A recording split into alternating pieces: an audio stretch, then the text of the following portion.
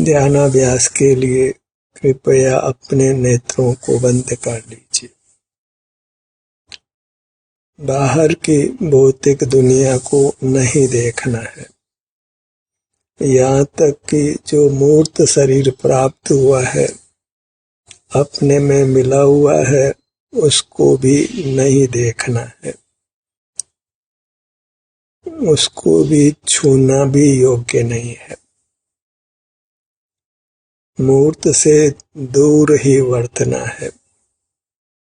उसका उपाय यही है कि हम अपने अमूर्त शरीर का संवेदन करें, उसकी शरण में रहें, तभी हम अपने आप को मूर्त से बचा सकते हैं। मूर्त को लक्ष्य कर ही हमारा सुख बाधित होता है। मूर्त को इंद्रिय संज्ञा है। मूर्त को जो जानते देखते हैं, उसको भी इंद्रिय संज्ञा है। मूर्त को नहीं देखना है, इसमें मूर्त पदार्थ का भी निषेध हुआ और मूर्त पदार्थ के जानने का भी निषेध हुआ। मूर्त पदार्थों को यथासंभव उपयोग में नहीं लेना है। जिन मूर्त पदार्थों से हमको नाना दुख भोगने पड़ रहे हैं, हम उन्हीं के आश्रय से सुखी होना चाहते हैं। शत्रु की मदद से ही हम सुरक्षा की कामना करते हैं, सुख की कामना करते हैं। मूर्त से विमुख रहना ही अपने आप को मूर्त से बचाना है, मूर्त के वार से बचाना है। और हम स्वयं तो सुख स्वरूप ही है। मूर्त से बच जाते हैं तो सुख का ही अनुभव करते हैं। बंधन मूर्त का ही है और एक मूर्त का नहीं है। अनंतों परमाणु मिलकर हमको बांध रहे हैं। बाहर में अनंत मूर्त पदार्थ हैं, जिनका लक्ष्य कर हम नाना दुख भोगते हैं। मूर्त पर ही विजय पाना है। उसको धन मानना तो कतई योग्य नहीं है।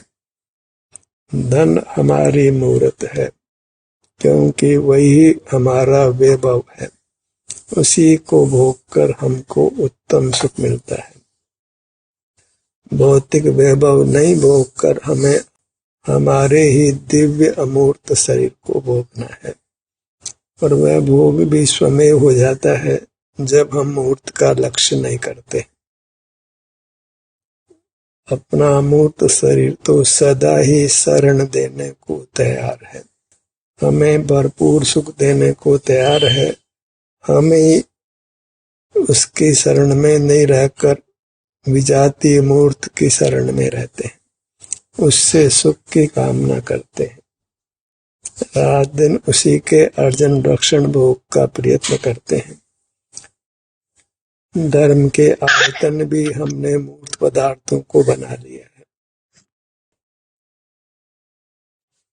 मूर्त पदार्थों के आश्रय से हम भौतिक सुख तो भोगने चाहते ही हैं, धर्म भी हम उनके आश्रय से करना चाहते हैं।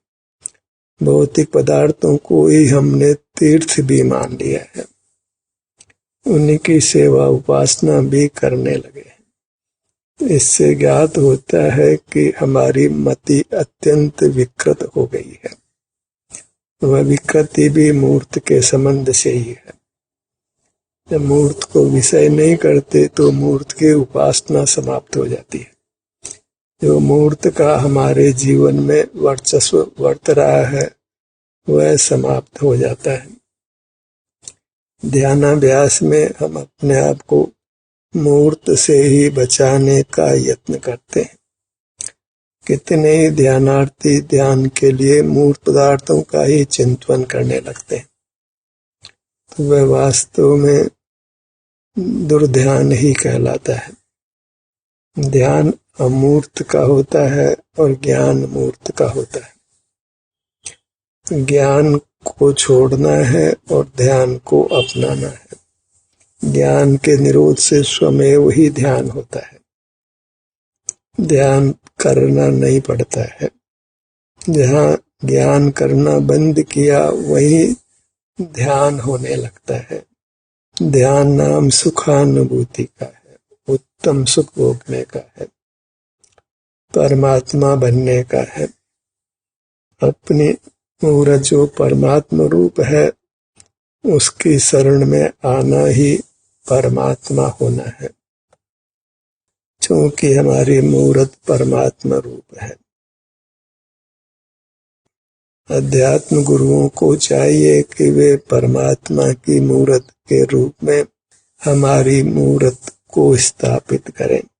बाहर मंदिरों तीर्थों में जो मुक्त हो गए हैं उनकी प्रतिमा स्थापित करने से हमको अपनी महिमा नहीं आती है, और पर की महिमा ग्रहण करने से कदापि सुख नहीं होता है। उससे स्वाभिमान का ही नाश होता है। हमें केवल अपनी मूर्त की ओर झुकना है, उसी से हमारे स्वाभिमान की रक्षा होती है। पर वह तभी संभव है जब हम सकल मूर्त पदार्थों से विमुख रहें, तब स्वतः ही हम अपने सन्मुख रहते हैं। उसी में हमारे स्वाभिमान की रक्षा है, हमारे सुख की रक्षा है। ऐसा निर्धार कर फिर अपनी मूर्त के अनुभव रूप रहते हैं, उसमें सुख का अनुभव होता है। उसी से हम स्वस्थ भी रहते हैं। सब जीवों को सुख दुख अपने स्वास्थ्य के अनुरूप मिलता है, पदार्थों के अनुरूप नहीं मिलता। पदार्थों पर तो केवल आरोप आता है। मेरे लक्ष्य में वे निमित्त होने मात्र से हम उनको सुख दुख का कर्ता मान लेते हैं, जबकि वे किंचित भी सुख दुख के कर्ता नहीं है।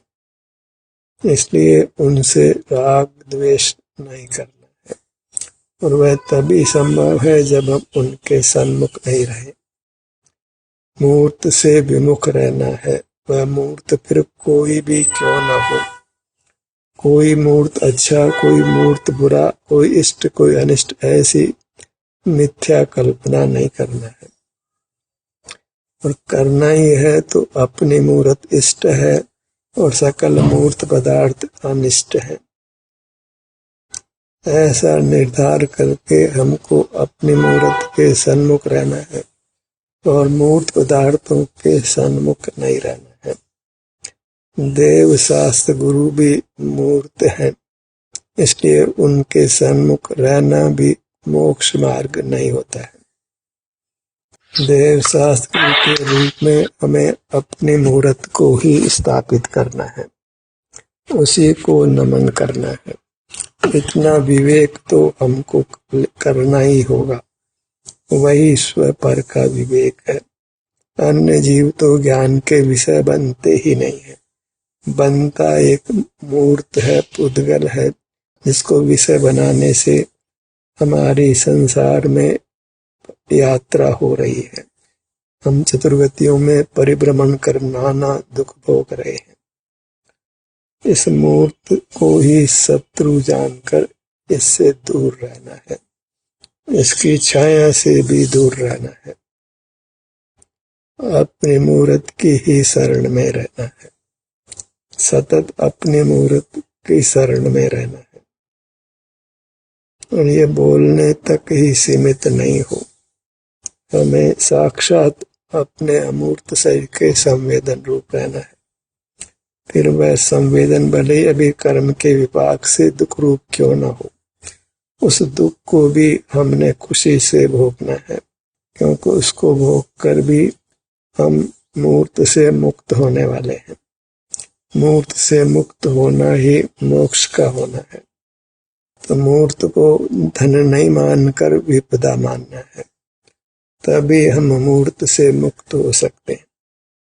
चाहे वह आहार हो, चाहे मकान हो, या अन्य कोई मूर्त पदार्थ हो, सबके प्रति रोचक भाव समाप्त करना है। और उसके लिए फिर सहज ही हम अपने शरण में आ जाते हैं कि मूर्त के अलावा कोई पदार्थ लोक में हमारे संपर्क में हो तो वह केवल हमारी मूर्त है।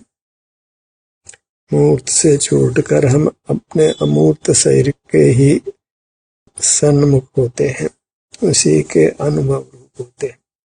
उसका अनुभव होना ही उसके सन्मुख होना है, अन्यथा वह कोई दूर पदार्थ नहीं है जिसके सन्मुख होने की बात हो। बस जहाँ मूर्त का लक्ष्य छोड़ा वहीं अपने मूर्त में सुख का अनुभव होने लगा, वही अंतर्मुख होना है। अपने मूर्त का ही दर्शन करना है, वही देव दर्शन है जो मोक्ष का सोपान है। उसके लिए हिलने डुलने की आवश्यकता भी नहीं है, जाना तो दूर रहो। इस मूर्त शरीर को छूना भी नहीं है, देखना भी नहीं है। केवल जहाँ मूर्त शरीर है वहीं हमको अपने सुख का अनुभव होता है। तो उस मूर्त का होना फिर हम नहीं होना कर देते हैं। जहाँ अपने मूर्त शरीर को भी देखते नहीं है तो दूर स्थित पदार्थों को देखने का तो कोई प्रश्न ही नहीं है। जो अपने में मिला है वह वास्तव में बंधन रूप है, और बंधन कभी सुख का कारण नहीं होते। और बंधन को मिटाने का तरीका यही है कि हम अपने से युक्त रहें, और स्वयं ही बंधन समाप्त हो जाता है। हमने ही मूर्त के साथ व्यवहार किया है, अन्यथा मूर्त हमारे साथ बंध को प्राप्त नहीं हो सकता है। मूर्त शरीर प्राप्त है क्योंकि हमने इंद्रिय व्यापार किया है। मूर्त काल में इस जन्म से पूर्व मूर्त के साथ देखने जानने का व्यवहार नहीं किया होता तो यह मूर्त शरीर नहीं मिलता। आज भी मूर्त पदार्थों को देख जान रहे हैं तो आयु पूरी होने पर फिर मूर्त शरीर से बंधना है, और कैसा मूर्त शरीर मिलेगा वह भी हमारे हाथ में बिल्कुल नहीं है। अच्छा यही है कि मूर्त शरीर नहीं मिले, इंद्रियां नहीं मिले, भले इंद्रिय ज्ञान नहीं हो। इंद्रिय ज्ञान ही तो सकल दुखों का कारण है, इसलिए इंद्रिय ज्ञान का प्रेम छोड़ना है।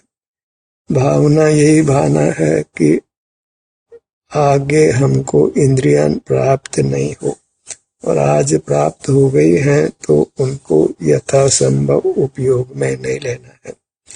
ये कोई हमारी संपत्ति नहीं है। पांचों इंद्रियों से जानने की शक्ति, मन से विचार करने की शक्ति, स्मरण शक्ति, वचन शक्ति, काय बल, इनको हम अपने नासमझी से शक्तियां मानते हैं। ये वास्तव में हमारे सर्व दुखों का कारण है। जो पर प्रकाशकता है वह हमारी शक्ति नहीं है, वही यमराज है जिससे हम नाना दुखों को भोगते हैं। हमने दुख के हेतु को ही सुख का हेतु मान लिया है। इंद्रियों की सहाय से ज्ञान होता है, उसी से संसार होता है। वास्तव में तो इंद्रिय ज्ञान से ही हमारी संसार में यात्रा हो रही है। इंद्रिय ज्ञान के बिना हम जिनेंद्र होते हैं, संसार यात्रा नहीं होती। परमात्मा ने मूर्त पदार्थों को देखना जानना बंद किया है, इसलिए वे इंद्रिय ज्ञान रहित हैं। उनको इंद्रियां प्राप्त नहीं है, इंद्रिय ज्ञान नहीं है, और अन्य जीव तो किसी को भी ज्ञात नहीं होते। इस प्रकार परमात्मा सर्वज्ञों के ज्ञान से रहित है, केवल अपने अनुभव स्वरूप है। ऐसा ही हमने आप्त का स्वरूप निर्णित करना है। क्योंकि आप्त के श्रद्धान के बिना मोक्ष मार्ग नहीं बनता है। व्यवहार मोक्ष मार्ग यही है कि हम आप्त का, देव का यथार्थ श्रद्धान करें, परमात्मा को सुख स्वरूप मानते हैं, तभी हमको परमात्मा का यथार्थ श्रद्धान है, और उसी का निमित्त कर फिर हम अपने मूर्त के अनुभव रूप रहते हैं। परमात्मा को सुख क्यों है?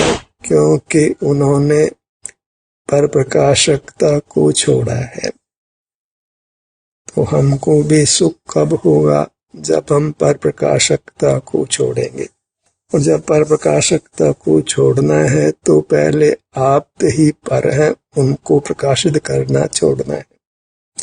आप तो कह रहे हैं कि पर प्रकाशन नहीं करना है, तो हमने आप को ही प्रकाशित करना बंद कर देना है।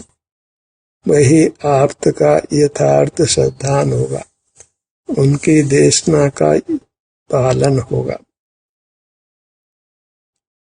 और जब आप्त जो कि व्यवहार से उत्तम पदार्थ हैं, उनको ही विषय नहीं करते तो अनाप्त पदार्थों को विषय करना तो रहता ही नहीं। इनके निमित्त से हम अपने अनुभव रूप होते हैं। जब उन्हीं को विषय नहीं करते तो अन्य मूल पदार्थों को विषय करना तो नहीं रहा। जब आप ही हमारी संपदा नहीं है तो अन्य पदार्थ हमारी संपदा कैसे हो सकते? हमारी मूर्त ही हमारी संपदा है, वही सुखदाता है, तो वही फिर निश्चय से हमारा आप्त है। व्यवहार आप्त को छोड़कर निश्चय आप्त को ग्रहण करना है, को अन्य भौतिक पदार्थों का आश्रय नहीं करना है। अपने चिन्ह मूर्त को ही आप्त रूप से स्वीकार करिए। आप्त नाम देव का है, परमात्मा का है। तो निरंतर अपनी शरण में रहना, वही परमात्मा की शरण में रहना है। वहाँ फिर हम अशरण नहीं होते हैं, कुछ भी दुख का कारण नहीं बन सकता है। सुख के स्रोत से ही जब एकाकार रहते हैं तो फिर दुख का कोई काम नहीं है।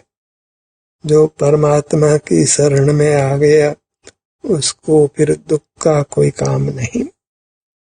तो परमात्मा की शरण में रहने का ही संकल्प करिए।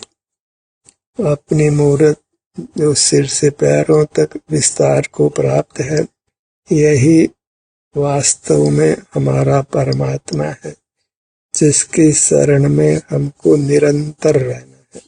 क्योंकि इसकी शरण छोड़ते ही फिर पुद्गल हम पर वार करता है, हमको बांधता है और हमें नाना दुखों को भोगना पड़ता है।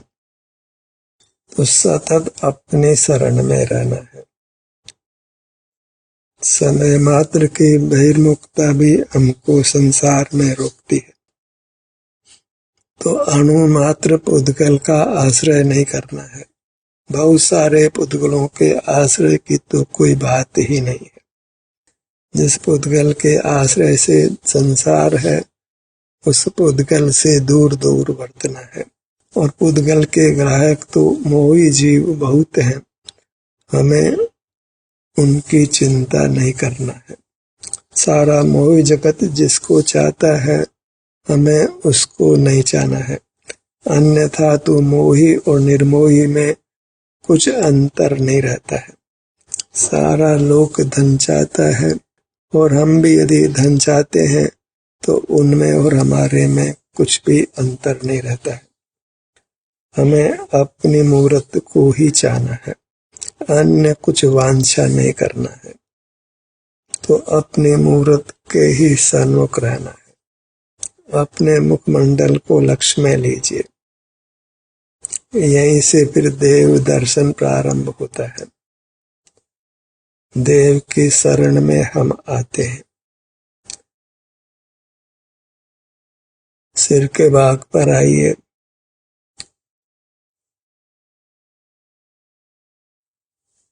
बंधन बहुत है तो पुरुषार्थ भी वज्र जैसा करना है।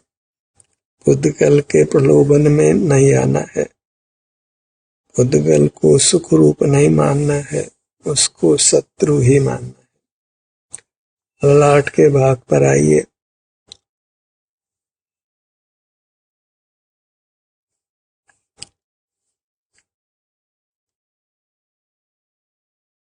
ऐसे पुद्गल को न ग्रहण करना है न किसी को देना है। धन का दान कोई दान नहीं है, वह तो किसी को दुख ही देना है। देना है तो उसको केवल उसकी मूरत में स्थित होने का विकल्प दीजिए। उसको यही देश न दीजिए कि सुख का साधन तुम्हारी अपनी मूरत है, धन नहीं है और कोई पदार्थ भी नहीं है।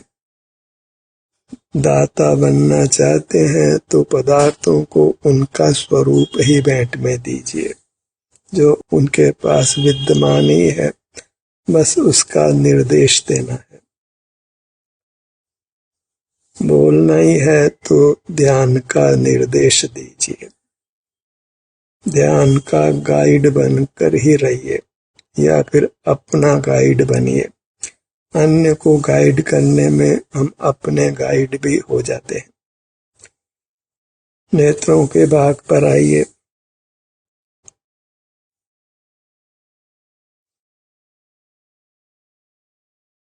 बोलना है तो अपनी चिन्ह मूर्त के स्वरूप को ही बोलना है। अन्य पदार्थों के बारे में बोलने में सिवाय अहित के कुछ भी नहीं है। कानों के भाग पर आइए।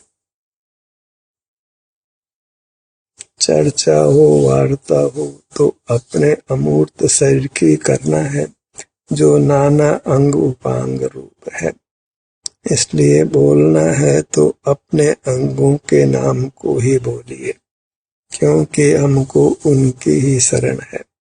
अपने शरीर को ही बोलिए, क्योंकि हमको अपने शरीर की ही शरण है।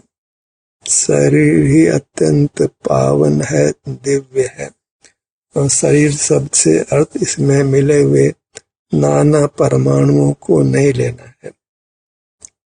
शरीर हमारा रूप है, पुद्गल का रूप नहीं है, क्योंकि पुद्गल परमार्थ से परमाणु है, काय नहीं है।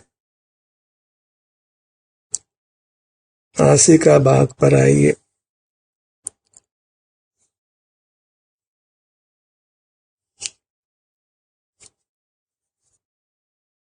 दोनों गाल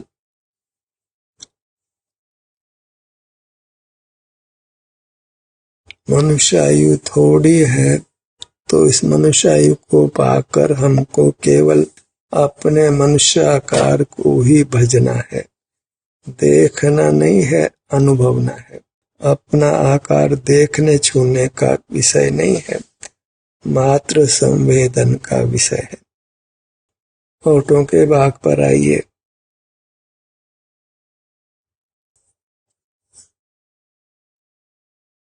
मुख के भीतर तालू का भाग।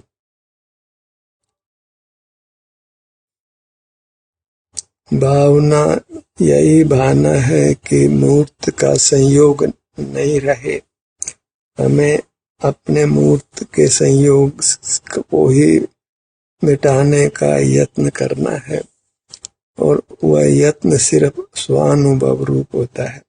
अन्य किसी प्रकार से अमूर्त के बंधन से मुक्त नहीं हो सकते।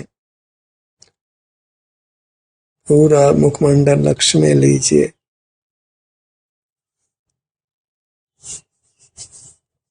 गर्दन का भाग।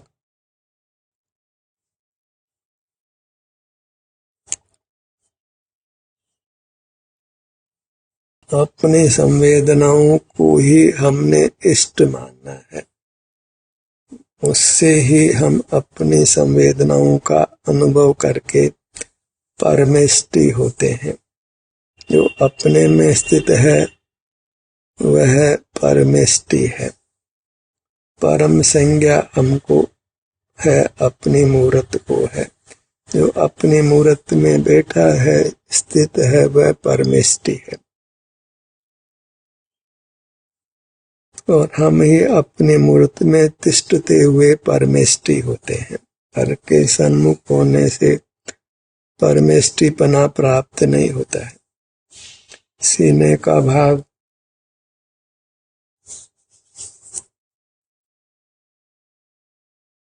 पेट का भाग,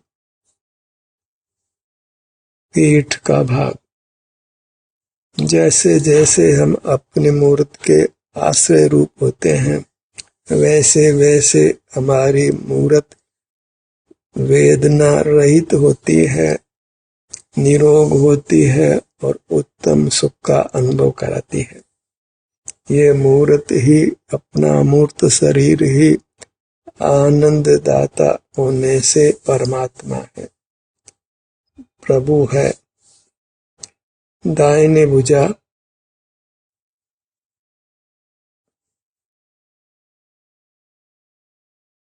बाएं भुजा, दाहिने पैर पर आइए,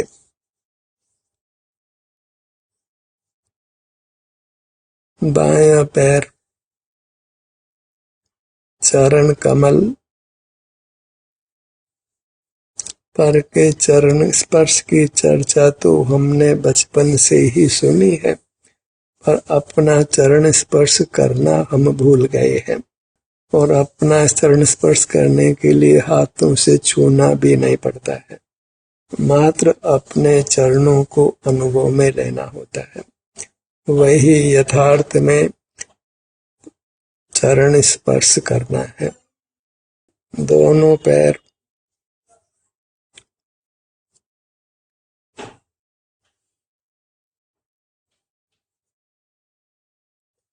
सिर से पैरों तक अपने दृष्टि को संवेदन रूप करिए। इसके ही सर्व भागों के सुख को हमने पाना है, भोगना है। उसी से हमने उत्तम स्वास्थ्य को, उत्तम सुख को पाना है, परमात्मा होना है। इसी अभ्यास को हमने करते रहना है और इस बहुमूल्य मनुष्य जन्म को सार्थक करना है। ध्यान का ये सत्र यहीं समाप्त होता है।